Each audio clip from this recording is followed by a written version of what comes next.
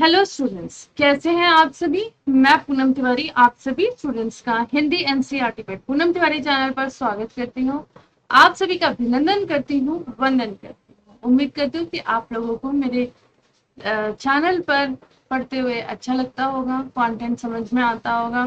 आप लोग के जो भी कमेंट है कमेंट बॉक्स में जरूर कमेंट करके मुझे बताइए। आपके एक एक कमेंट मेरे लिए बहुत ही इम्पोर्टेंट है।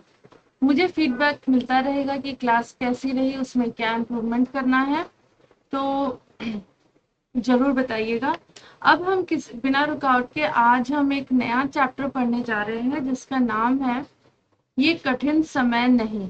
ये जो चैप्टर है लिखा है जया जादवानी जी ने, और ये चैप्टर लिया है मैंने क्लास 8 एनसीईआरटी करिकुलम से, और बुक का नाम है वसंत भाग 3। ठीक है, तो हम लोग यहाँ पर स्टार्ट करते हैं क्लास को। जया जादवानी जी का परिचय देखिए। ये हिंदी भाषा के महान लेखक जया जादवानी जी का जन्म 1 मई 1959 को हुआ। कोतमा जगह में, जो शाहडोल मध्य प्रदेश में जगह है। इनकी प्रमुख रचनाएं जो कृतियां रही हैं वो मैं शब्द हूँ, अनंत संभावनाओं के बाद भी, उठता है कोई, एक मुट्ठी ऐश्वर्य पुरस्कार, छत्तीसगढ़ हिंदी अकादमी सम्मान पुरस्कार से इन्हें सम्मानित किया गया। अब कविता का सार देखिए। जो कविता है कि अभी यह सबसे कठिन समय नहीं, तो यहाँ पर जया जी ने बताना चाहा है कि जीवन में बहुत सारे ऐसे समय आते हैं जब हमें लगता है कि ये समय जो है हमारे जीवन का सबसे कठिन समय है, लेकिन उस समय से हमें घबराना नहीं है, बल्कि उसको एक चैलेंज लेकर उसमें हमें आगे निकल लेना है। जब हम चैलेंज को इंग्लिश में ऐसे लिखते हैं तो ये हो गया चैलेंज, लेकिन अगर इसी को हम थोड़ा सा अलग कर देंगे तो हो जाता है क्या, चल लेंगे, है ना। हिंदी का ये बन जाता है चल लेंगे। इसका अर्थ ये है कि कितनी भी चैलेंज आए उसमें हम बहुत आसानी से, तकलीफें आएंगी, तकलीफें हैं तभी चैलेंजेस आए हैं, तभी हमें आज ये तकलीफ उठाना पड़ रहा है, लेकिन हम उन तकलीफों में भी आसानी से चल लेंगे। ठीक है, तो इस चीज को ध्यान रखना है। और यहाँ पर बहुत ही खूबसूरती से उन्होंने जो हमें समझाया है, मैं आप लोग के सामने आज प्रस्तुत करने जा रही हूँ। कविता का सार। कवयित्री यहाँ पर कहती है कि हे मानव, अभी तुम्हारे सामने कठिन समय नहीं है। इस हेतु उन्होंने कई उदाहरण दिए हैं। जैसे अभी एक चिड़िया अपना नीड़ बनाने के लिए घास के तिनके एकत्रित कर रही है और वह उड़ान भरने के लिए तैयार है। इसी प्रकार वृक्ष के अंतिम पत्ती गिरते ही उसे थामने हेतु एक हाथ तैयार बैठा है। अर्थात यदि तुम अपने लक्ष्य पर भटक भी जाओ तो तुम्हें सन्मार्ग पर लाने हेतु कोई अवश्य ही आगे आएगा। मतलब यहाँ पे लेखिका समझा रही है, चिड़िया की प्रकृति के माध्यम से मानव को समझा रही है कि अगर अगर तुम चिड़िया को देखते हो कि अपने मुंह में उसने तिनका पकड़ रखा है, इसका मतलब ये होता है कि वो अपने घोंसले का निर्माण करने के लिए तैयार है। उसमें चैलेंजेस आएंगे। वैसे ही मनुष्य है, अगर वो कोई काम को ठान लेता है तो करेगा, लेकिन ऐसा नहीं कि वो फ्लुएंटली हो जाएगा, उसमें चैलेंजेस आएंगे। लेकिन हमें उससे उन चैलेंजेस को एक्सेप्ट करके क्या करना है, उड़ान भरने के लिए तैयार होना है, अपने कर्म को करने के लिए तैयार होना है। इसी प्रकार से दूसरा एग्जाम्पल उन्होंने दिया है कि हे मनुष्य, जब वृक्ष से कोई अंतिम पत्ती गिरती है, जब पत्ते झड़ते हैं तो कोई अंतिम पत्ती गिरती है, तो उसे थामने के लिए कोई हाथ रहता है। जैसे पेड़ पर से पत्ते झड़ गए तो किसी कारण से झड़े होंगे, है ना, या उनमें पानी नहीं डाला जा रहा होगा या फिर कीड़े लग गए होंगे, तो उसको ठीक करने के लिए कोई ना तो कोई आ जाता है ना। माली क्या करता है, उसमें नीम के तेल डालता है, पानी डालता है, तो फिर से फ्लरिश होता है। तो कोई उस बेजान पौधे में जान डालने के लिए आया ना, थामने आया। वैसे मनुष्य के भी जीवन में जब भी कोई भी तकलीफ आती है तो जब वो तकलीफों से हार कर गिरने लगता है, तब क्या होता है, कोई ना तो कोई इंसान आके उसे थाम लेता है, उसकी मुसीबत की घड़ी में उसे थाम लेता है। वही यहाँ पर बताया। फिर जया जादवानी जी ये भी बोलती हैं कि रेलगाड़ियां मनुष्य को उनके मंजिल तक ले जाने के लिए क्या रहती है, मंजिल तक पहुंचाती है। और अभी भी जो रेलगाड़ी का गंतव्य, रेलगाड़ी गंतव्य तक जाने के लिए, मतलब अपने लक्ष्य तक जाने के लिए, अपने स्टेशन तक जाने के लिए तैयार है। लेकिन आपको क्या करना है, आपको अपने मंजिल की ओर अग्रसर होना है, आगे बढ़ना है। अगर आप खड़े रहोगे तो वो नहीं होगा। बहुत सारे रेलगाड़ी, मतलब यहाँ पर बहुत सारे आपके लाइफ में अपॉर्चुनिटीज आएंगे, वो है, अभी आपको उन्हें ग्रैब करना है, उन्हें अचीव करना है, तो आपको स्टेप बढ़ाना पड़ेगा। अब उसमें क्या हो सकता है, दो बातें हो सकती है, या तो आप जीत जाओगे या सफल हो जाओगे, या फिर आपको वो नहीं मिलेगा। दो ही चीज हो सकती है। अब अगर हम ये सोच लें कि मैं अगर इस एग्जाम के लिए आगे बढ़ूं, मेरा सिलेक्शन नहीं हो, मैं एग्जाम में पास नहीं हूं, तो क्या, और मैं ये सोच के पीछे हो जाऊं, तो क्या वो सही है? बिल्कुल सही नहीं है। हमें कम से कम कोशिश तो करनी है, कोशिश तो करो, एग्जाम तो दो। पास होना फेल होना बहुत अलग बात है, आगे की बात है। लेकिन अभी हमारे सामने क्या है, उस एग्जाम को अपीयर करना। ये हमारा सबसे प्रथम कर्तव्य है कि पहले मैं उस एग्जाम को अपीयर करूं। उस एग्जाम को अपीयर करने के लिए मुझे पढ़ना है, तो मैं इसे तो करूं। आगे पे हो सकता है कि मैं फर्स्ट आ जाऊं, ये भी तो हो सकता है। ऐसा ही क्यों होगा कि मैं फेल हो जाऊं? तो अगर मुझे सोचना है तो मैं नेगेटिव क्यों सोचूं, पॉजिटिव ही सोचूंगी। तो ये चीज है। फिर उनका कहना है कि रेलगाड़ियां मनुष्य को उसकी मंजिल तक पहुंचाती हैं। अभी भी रेलगाड़ी का गंतव्य तैयार है, अर्थात तुम अपनी मंजिल की ओर आगे बढ़ने में संकोच ना करो। अभी भी कोई प्रियजन तुम्हारे आने की प्रतीक्षा में आंखें पिठाए बैठा है, अर्थात तुम्हारे प्रति प्रेम को दर्शाता है। तो हो सकता है कि तुम्हारे जैसे घर में, है ना, सुबह में सभी कॉलेज आते हैं, बाहर नौकरी करने जाते हैं, सभी तो गए, है ना, अपना टिफिन उफिन लेके चले जाते हैं, तैयार वार चले जाते हैं। लेकिन शाम वो जैसी होती है, उसके आने का समय होता है, 5 बजता है, 6 बजता है, तो सबको पता है कि इस समय तक मम्मी घर आ जाएगी, इस समय तक पापा आ जाएंगे, इस समय तक मेरा बेटा आ जाएगा, बहू आ जाएगी, बेटी आ जाएगी ऑफिस से। तो उस समय हमारी आंखें हमारे प्रियजन के राह तकती है कि वो घर आएंगे। और अगर थोड़ा भी लेट होता है तो क्या होता है, मन विचलित हो जाता है कि कहाँ रह गए, क्या हो गया, क्यों लेट हो गई, है ना। ये बात यहाँ पर कही कही गई है। इसमें कवयित्री ने ममता और वात्सल्य की ओर संकेत किया है। तो मतलब इसमें प्यार है, वात्सल्य है हमारा अपने एक इंसान का, उसके प्रियजन के प्रति क्या है, प्रेम है। कि सूर्य अस्त होते ही यानी शाम ढलते ही घर में स्वजनों का इंतजार होने लगता है, अपने प्रियजनों का इंतजार होने लगता है। कवियत्री ने कहा है कि सदियों से बूढ़ी नानी जो संसार भर में बच्चों को कहानियां सुनाती है, उनकी कहानी का अंतिम और महत्वपूर्ण हिस्सा क्या है, वो भी बाकी है। जो कि कैसा होता है, अभी हम लोग जब छोटे थे, याद करो, तो अपनी नानी, दादी, दादाजी, दादी, नाना से कहानियां सुनते थे। तो वो जो कहानियां वो सुनाते थे, वो लास्ट में क्या होता था, एजुकेशन बेस्ड होता था कि तुम्हें अच्छे से पढ़ना है, सबसे मिलजुल कर रहना है ना। तो वही चीजें वो पूरी कहानी में वो लोग सुनाते थे, लास्ट में मॉरल ऑफ द स्टोरी यही होता था। तो वो क्या रहता था, शिक्षाप्रद रहता था, अर्थात तभी हम क्या है, तभी हम आगे बढ़ते हैं, यही उसमें मॉरल रहता है।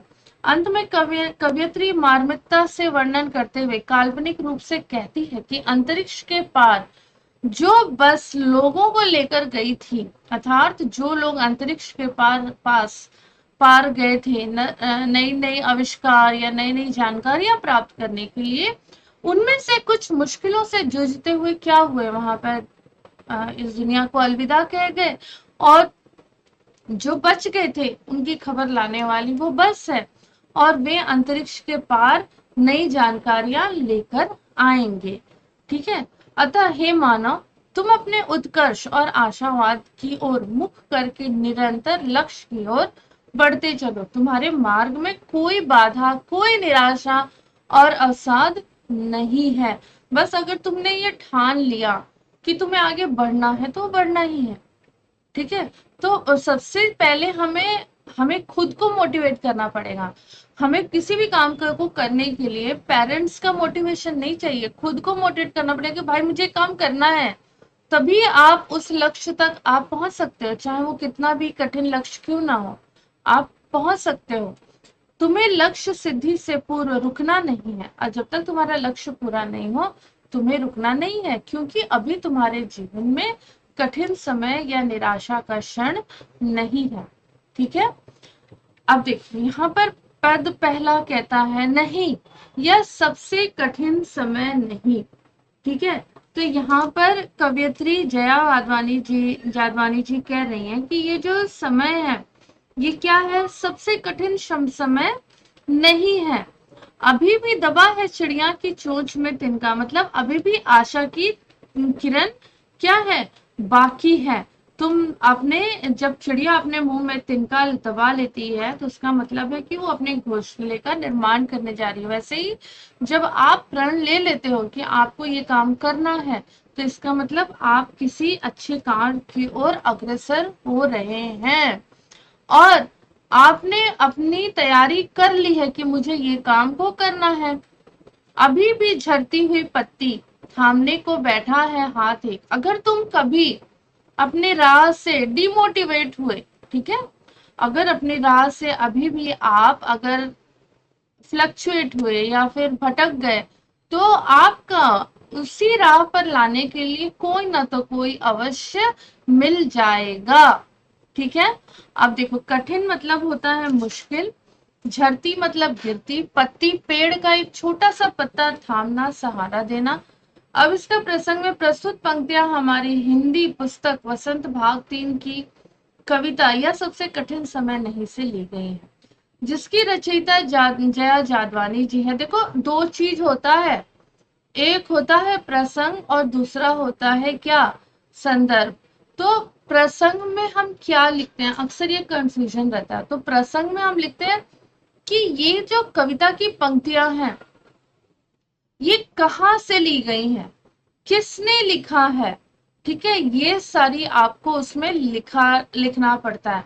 कविता का क्या संदेश है वो आप उसमें प्रसंग में लिखते हैं। तो देखो यहाँ पर इसकी किसने कहाँ से ली गई, किसने लिखा है, फिर इसमें संदेश क्या है कि जीवन में कठिनाइयां हमेशा बनी रहती हैं, लेकिन मनुष्य को कभी भी निराश नहीं होना चाहिए। कठिन परिस्थितियों में भी आगे बढ़ने का साहस बनाए रखना चाहिए, क्योंकि संघर्ष में बिना सफलता प्राप्त किए, संघर्ष जो है वो बिना सफलता प्राप्त जो सफलता है आपकी वो बिना संघर्ष के नहीं मिलती है।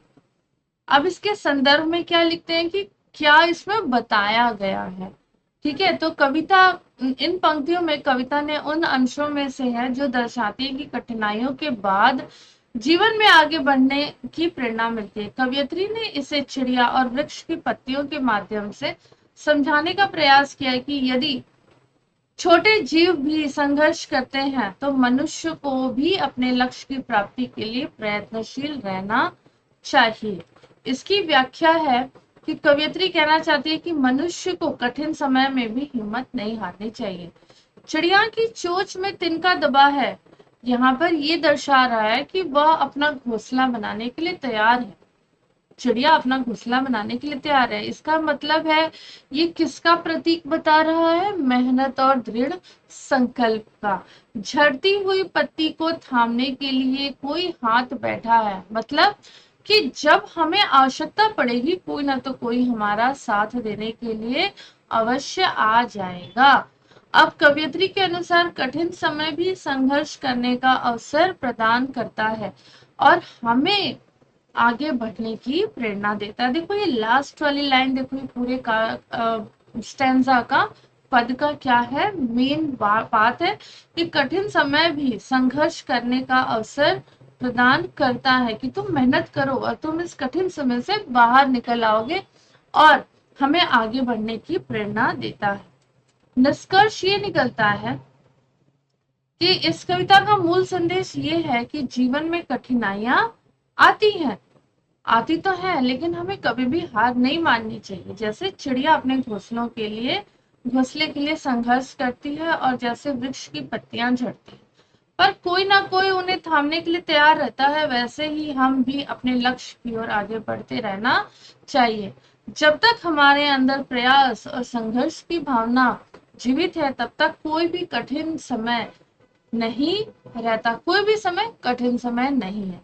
अब अगर विशेष की बात करें तो भाषा अत्यंत सरल और सहज है, गद्यात्मक शैली का बोध है और संकेतात्मक दृष्टिकोण यहाँ पर है। मतलब संकेत दिया हुआ है, चिड़िया के माध्यम से, प्रकृति के माध्यम से मनुष्य को बताया गया कि तुम मेहनत करो, तुम आगे बढ़ो। पत्तियां झड़ी मतलब तुम अगर हारे, अपने पथ से डगमगाए, तो तुम्हें कोई उसी पथ पर मोटिवेट करने के लिए खड़ा है। तो क्या है, संकेतात्मक हुआ ना यहाँ पर।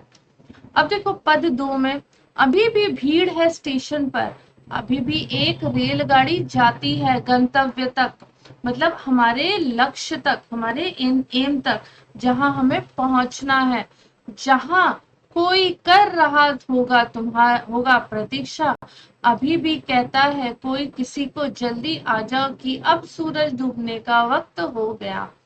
अब प्रसंग कहता है कि ये देखो, इसमें वसंत भाग 3 से ली गई है, कठिन समय नहीं है। इसकी रचयिता जया जादवानी जी हैं। इसमें संदेश ये दिया गया है, ठीक है, कि कठिन समय के भी अवसर आता है और हमें निराश होकर नहीं रुकना है चाहिए। हमें लक्ष्य की ओर आगे बढ़ते रहना चाहिए और सफलता हमें निश्चित ही मिलेगी। तो ये प्रसंग हो गया, कहाँ से लिया गया, किसने लिखा और क्या इसमें संदेश है। लेकिन जब हम संदर्भ लिखते हैं, तब उसमें क्या समझाने का प्रयास किया गया है, उससे लिखा जाता है। तो ये समझाने का प्रयास किया गया है, रेलगाड़ी और स्टेशन जो इसमें शब्द आए हैं, जो पद आए हैं, ठीक है, तो उनसे समझाने की ये कोशिश की गई है कि जीवन में हर समय हमें आगे बढ़ने के अवसर मौजूद हैं। अब वो हमारे ऊपर डिपेंड करता है, हमारे ऊपर ये पूरा निर्भर करता है कि हम इंतजार करें, या जो हमारे जीवन में अवसर आया है उन्हें उन्हें पाने के लिए हम अग्रसर हों, मेहनत करें, तत्पर हों। इसके लिए हमें कोई और मोटिवेट नहीं करना चाहिए, हमें अपने अंदर से मोटिवेशन आना चाहिए कि नहीं, मुझे ये काम करना ही है। तभी जब ये बात आपके जीवन में आ जाएगी कि हाँ, मुझे ये काम करना ही है, चाहे कुछ भी हो जाए, तो ये क्या है, आप आंतरिक तरीके से मोटिवेट है, तो आप अपने लक्ष्य तक पहुंचने के लिए क्या हो जाते हो, आप पहुंच जाते हो अपने लक्ष्य तक। लेकिन आपको अपने उस लक्ष्य तक पहुंचने के लिए हर वक्त प्रयास करना चाहिए। ऐसा नहीं होना चाहिए कि अरे मैं हार गया, मेरे नंबर कम आ गए, तो मैं अगली बार ट्राई नहीं करूंगा। नहीं, करो ना, करो, जब तक करो करो करो, पढ़ो। अभी तो आपकी उम्र है पढ़ने की, तो आपको सिर्फ और सिर्फ क्या करना है, पढ़ाई पर केंद्रित करना है और उस लक्ष्य तक आपको पहुंचना ही है।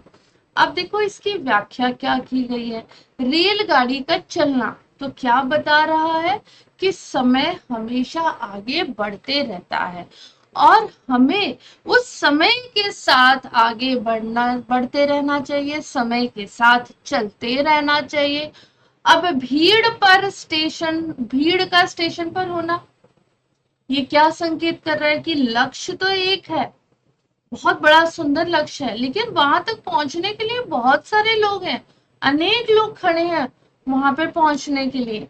तो ये, लेकिन वहां तक पहुंचेगा कौन, जो संघर्ष करेगा, जो इंटेंसली मोटिवेटेड रहेगा, वही आगे बढ़ेगा और वही लोग हमेशा आगे बढ़ते हैं। अब तीसरी बात, गंतव्य तक पहुंचना, ये किसका प्रतीक है, मतलब जीवन में हर किसी का कोई ना तो कोई एम है। जैसे मेरा एम है कि आप लोगों को अच्छा कंटेंट देना, है ना। छोटा बच्चा अगर रहेगा 3-4 साल का, उसका एम रहेगा कि उसे पार्क में जाना है।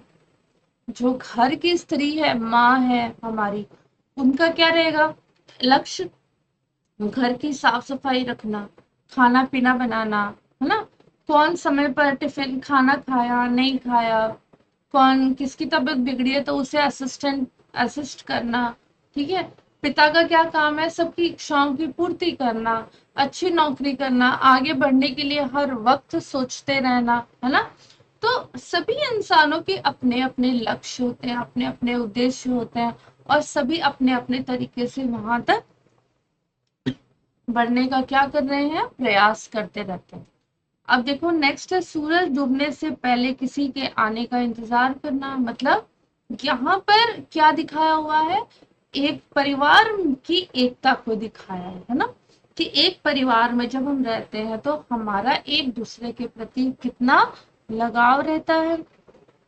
और हमारे जीवन में या हर किसी के जीवन में एक इंसान जो परिवार के ऐसे रहते हैं जो एक दूसरे की प्रतीक्षा कर रहे होते हैं कि वो कब आएगा घर, है ना। इस कविता का मूल संदेश ये है कि जीवन में कठिनाइयां आएंगी, लेकिन हमें कभी भी रुकना नहीं चाहिए, आगे बढ़ते रहना चाहिए। तब तक कोई भी परिस्थिति इतनी कठिन नहीं हो जाती कि उसे पार न किया जा सके। हमें अपने लक्ष्य की ओर बढ़ते रहना चाहिए, क्योंकि मंजिल तक पहुंचने के रास्ते हमारे पास हैं, लेकिन बहुत संघर्ष भरे होते हैं, और कोई ना तो कोई वहां पर हमारी प्रतीक्षा कर रहा होता है। इसमें देखा जाए विशेष की बात, तो भाषा सरल है और सहज है। दृश्यात्मक शैली, जैसे मैंने आपको पढ़ाया तो आपके सामने एक विजन आया होगा, ट्रेन खड़ी है, स्टेशन है, लोग खड़े हैं, बहुत भीड़ लगी है, कोई है जो मंजिल पर खड़ा है, मेरा वेट कर रहा है ना। जैसे आप घर जाते हो बस में बैठ के, तो आपकी मम्मी वहां पर खड़ी रहती है ना बस स्टॉप पे, आपका वेट कर ही रहती है, तो ये आपका विजन आता है। अब देखो यहाँ पे कोई किसी को, यहाँ पर क्या है, अनुप्रास अलंकार है। अब देखो, अभी कहा जाता है उस कथा को आखिरी हिस्सा, जो बूढ़ी नानी सुना रही सदियों से। अब देखो परिवार में क्या होता है, जो दादी रहती है, नानी रहती है, बड़ी मम्मी रहती है, चाची रहती है, वो लोग क्या करते हैं, बच्चों को कहानियां सुनाते हैं, है ना। कहानियां कैसी होती हैं, मॉरल बेस्ड होती हैं, कि बच्चा अगर सुन रहा है तो बच्चा उस कहानी से कुछ सीखे, और कैसा सीखे, कुछ कंस्ट्रक्टिव हो, कुछ क्रिएटिव हो, है ना। उससे कुछ निर्माण कर सके, कुछ वो सीख सके, है ना।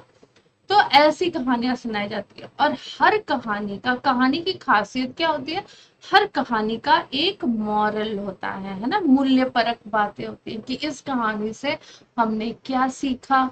तो वैसे ही यहाँ पर बोल रहे हैं, जया जी बता रही हैं कि जो हर एक कहानी होती है ना, उसका एक आखिरी हिस्सा होता है जो बूढ़ी नानी दादी हमको सुनाती है। दुनिया में बहुत सारे बच्चे हैं, अभी आती है एक बस, है ना, तो ये उनकी कल्पना है। यहाँ पर जो आपको बताया गया ना, एक कल्पना है कि अभी आती, अब अंतरिक्ष में बस, अंतरिक्ष से तो पृथ्वी पर बस नहीं आती है ना, वो तो स्पेस होता है। तो अंतरिक्ष से एक बस आती है जो कि उस अंतरिक्ष में गई है कुछ नए नए कुछ खबर लेने, है ना, कुछ नए नए वहाँ के जानकारियां हासिल करने, वो बस क्या है वहां पर गई हुई है। उस वहां पर जाते वक्त कुछ लोग जो थे, जो लोगों की भीड़ गई थी या टीम गई थी, उसमें से क्या हुआ, कुछ लोगों ने अपने प्राण वहीं पर क्या किए, खो दिए, उस दुनिया को अलविदा कह गए। और जो लोग बचे हैं वो बस गई है उन लोगों को लाने, और जब वो लोग आएंगे तो कोई ना तो कहानी का उसका बताएंगे कि उन लोगों ने वहां पर क्या देखा, क्या सीखा, हमें बताएंगे। तो अभी अभी आती है एक बस, ये एक कोई कठिन समय नहीं है वहां से यहाँ आना, जो बचे हुए लोग हैं उनकी खबर लेके वो बस आती ही होगी, ठीक है। तो ये उनकी एक कहानी है जो कि रियल नहीं है, लेकिन जो बच्चों को हम सुनाते हैं उनसे बच्चे को सीखते हैं। तो यहाँ पर आपके वो बताया गया है। फिर यहाँ पर देखो प्रसंग की बात करें तो ये भाग 3 से ली गई है। कठिन समय, ये सबसे कठिन समय नहीं, जिसके रचयिता जया जादवानी जी हैं। कवित्री ने ये संदेश दिया कि कठिन समय के बावजूद आशा और संघर्ष की भावना को बनाए रखना चाहिए। ये बहुत इम्पोर्टेंट है।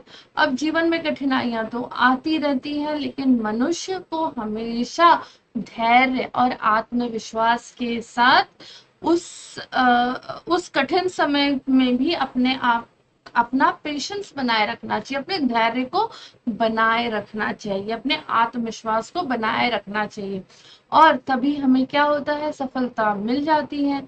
अब अगर हम इसके संदर्भ की बात करते हैं, तो इस संदर्भ में कठिनाइयां क्या बताया गया है कि कठिनाइयां तो हमेशा बनी रहेंगी, लेकिन उनका सामना करके हमें आगे बढ़ना ही जीवन का सार है।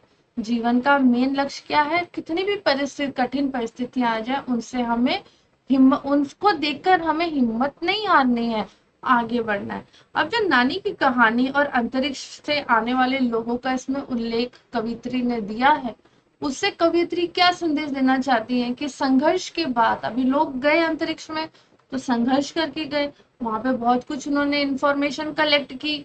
अब आते वक्त कुछ लोग प्राण धो बैठे, अपने अपने अपने जीवन से हाथ धो बैठे, लेकिन कुछ लोग लौटे भी।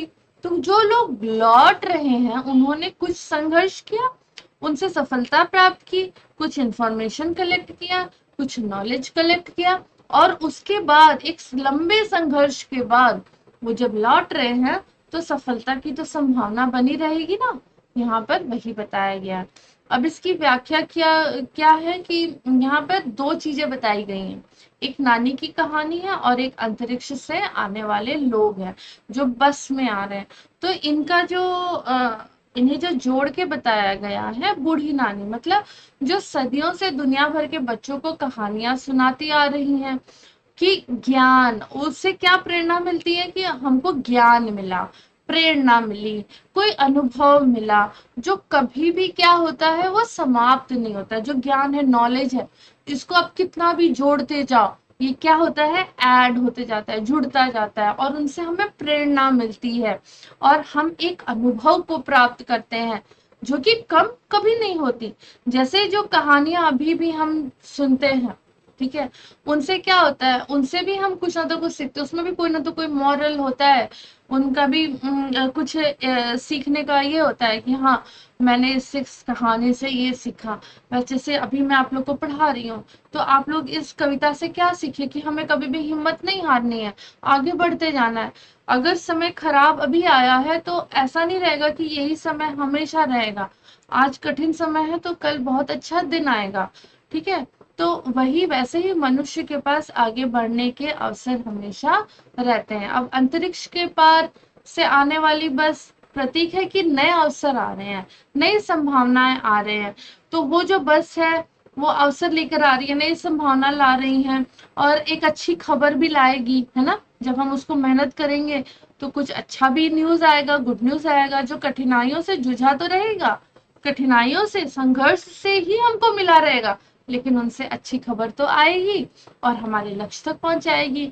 और यही चीजें दर्शाता है कि संघर्ष जो भी करता है वो हमेशा उसके लिए नई राह खुलती है। कवयित्री यही कहना चाहती है कि जब तक हमारा प्रयास जारी है तब तक कोई भी समय क्या है, कठिन समय नहीं है। लेकिन हमें जीवन में हमेशा आशा, दृढ़ संकल्प, संयम से काम लेना चाहिए। जब हमारे जीवन में ये सारी चीजें रहेंगी तो कोई भी कठिन कठिन समय हमारे लिए, कठिनाइयां कठिन नहीं हो सकता, हम उनसे बाहर जरूर निकल जाते हैं। अब इस चैप्टर का निष्कर्ष क्या निकलता है, निष्कर्ष ये निकलता है, इस चैप्टर से निष्कर्ष बोलो, संदेश बोलो, ये निकलता है कि मनुष्य को कठिनाइयों से घबराना नहीं चाहिए, संघर्ष करना आवश्यक है, क्योंकि हर कठिनाई के बाद ही सफलता के द्वार खुलते हैं। कोई भी इजी मनी कुछ नहीं होता, इजी सक्सेस कुछ नहीं होता। उस सक्सेस के पीछे बहुत, अभी कोई लोग बोलते हैं ना, अरे उसको कितनी अच्छी नौकरी मिल गई, वो कितना कमाता है, कितना कमाती है, तो वो ऐसे ही नहीं मिली है, उसके पीछे एक संघर्ष है, ठीक है, बहुत बड़ा संघर्ष है तो वो मिला है। तो लेकिन वो लोगों को वो संघर्ष नजर नहीं आता, क्या नजर आता है, उसकी उपलब्धियां नजर आती है ना। तो जब तक हमारे पास आशा, संकल्प और प्रयास करने की शक्ति है, तब तक कोई भी परिस्थिति कठिन नहीं हो सकती।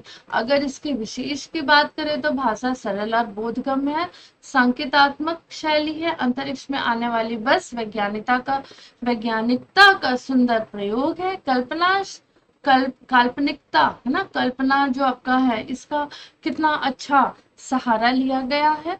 तो उम्मीद करती हूँ कि आप लोगों ने इस चैप्टर से बहुत कुछ सीखा होगा। क्लास अच्छी लगी तो चैनल को लाइक करिए, शेयर करिए, सब्सक्राइब करिए और ऐसे ही चैनल पर बने रहिए। कमेंट, अगर चैनल को सब्सक्राइब नहीं किया तो कर दो ना सब्सक्राइब, एक बटन तो दबाना है, उसमें तो खर्चा थोड़ी ना है। और कमेंट सेक्शन में कमेंट करके बताइएगा आपको क्लास कैसी लगी। क्लास को लाइक जरूर कर देना, बहुत मेहनत लगती है। धन्यवाद। मिलते हैं इसके प्रश्न उत्तर के साथ में।